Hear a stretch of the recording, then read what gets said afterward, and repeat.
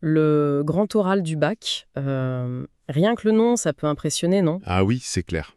Surtout quand on parle de la spécialité HGGSP. C'est dense, l'histoire, la géo, la géopolitique, les sciences po.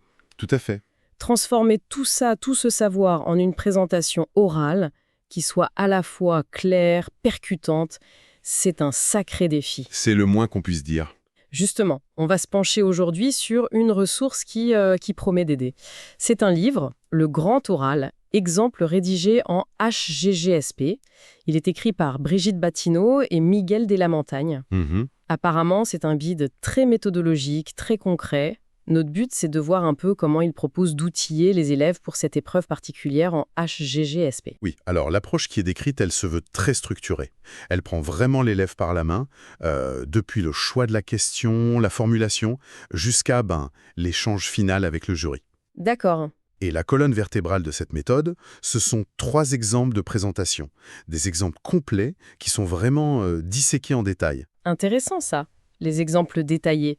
Alors, au-delà de ça, quelle est la structure générale que propose ce guide pour la préparation? Comment ça s'articule, quoi? Pour passer de concepts HGSP parfois complexes à quelque chose de fluide à l'oral. Le guide, il déroule une méthode en 4 temps forts. D'abord, et ça c'est crucial en HGSP vu la richesse des thèmes, Oui, il faut réussir à formuler une question pertinente, bien ancrée dans le programme. logique. Ensuite, vient la construction de l'argumentaire. Il faut que ce soit solide, logique, bien étayé par des connaissances précises. Ok, la structure de fond. Et j'imagine qu'il y a aussi l'aspect oral lui-même. On n'oublie pas ça. Non, bien sûr, c'est le 3e point. Maîtriser les codes spécifiques de l'oral. C'est-à-dire? On parle de la posture, de la voix, du regard, de toute la communication non verbale et paraverbale en fait. D'accord. Et enfin, 4e étape, qui est tout aussi essentielle, anticiper les questions possibles du jury. Ah oui. Pour préparer ses réponses, pour ne pas être déstabilisé. C'est souvent ça qui inquiète le plus les élèves. Cette anticipation des questions, oui, c'est vrai que c'est un point sensible. Est-ce que le guide donne des pistes sur comment on anticipe efficacement ou est-ce que c'est juste « il faut le faire » ? Non, il donne des pistes, notamment à travers les exemples justement. Ah, ok. Pour chacun des 3 cas pratiques, le livre ne se contente pas d'exposer l'argumentation, il montre comment la question a été pensée, élaborée, les liens précis avec le programme HGHSP. D'accord. Et surtout, il propose une analyse des questions que le jury pourrait poser spécifiquement pour ce sujet-là, avec des pistes de réponse. Ah oui, c'est utile ça. L'idée, c'est de comprendre la logique derrière les questions potentielles du jury, quoi. Je vois. Donc les exemples servent aussi à ça. Et pour aider à structurer tout ce travail, est-ce qu'il y a des outils particuliers qui sont mentionnés dans le guide? On parle parfois de fiches, de plans. Effectivement, des outils concrets sont évoqués. Il est question de cartes d'argumentation visuelles. Des cartes visuelles, c'est-à-dire? L'idée, c'est d'aider à organiser sa pensée, à visualiser les liens logiques entre les arguments. Ça peut être très utile en HGGSP où tout est souvent interconnecté et complexe. Un peu comme une carte mentale, une mind map. Oui, un peu dans cet esprit, mais vraiment focalisé sur la structure de l'argumentation.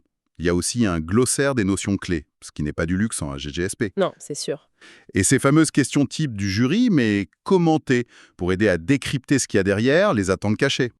Ces cartes visuelles, ça me semble une bonne idée pour pas se perdre dans la complexité des sujets HDSP. Donc, si on résume un peu les bénéfices attendus pour l'élève qui utiliserait ce guide, ce serait quoi? Mieux comprendre ce qu'on attend de lui, peut-être? Principalement, oui. Vraiment comprendre les attentes précises du jury pour cette épreuve. Ensuite, trouver de l'inspiration. Oui. S'inspirer d'exemples concrets, détaillés, pour construire sa propre présentation, sans forcément copier, bien sûr, mais en s'appuyant sur une structure qui a fait ses preuves.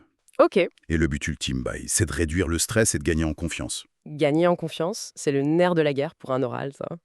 C'est vrai que c'est rassurant d'avoir une méthode comme ça. Mais est-ce qu'il n'y a pas un petit risque que ça standardise un peu trop les présentations, qu'on perde un peu en personnalité? C'est une excellente remarque. Le guide, tel qu'il est décrit, semble fournir un cadre très sécurisant, et ça c'est positif. Oui. Maintenant, le risque de formatage, il existe toujours avec ce genre de méthode très détaillée.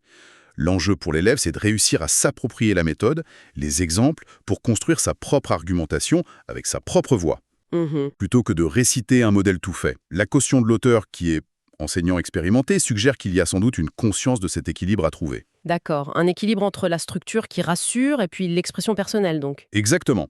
Si on devait synthétiser, l'apport principal de ce guide, c'est vraiment cette combinaison.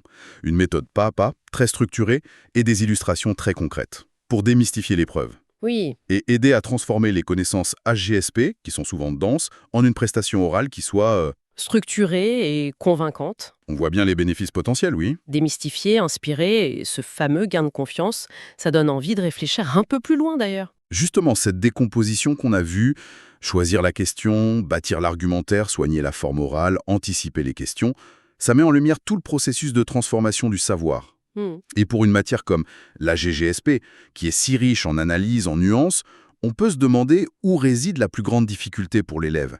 Est-ce que c'est dans la structuration initiale de la pensée, de l'argumentaire, pour faire tenir toute cette complexité dans un temps court, Ou alors? ou bien est-ce que c'est dans l'adaptation de ce contenu intellectuel aux exigences très spécifiques de l'oralité, de l'interaction avec le jury, laquelle de ces transitions, de ces passages est finalement la plus périlleuse?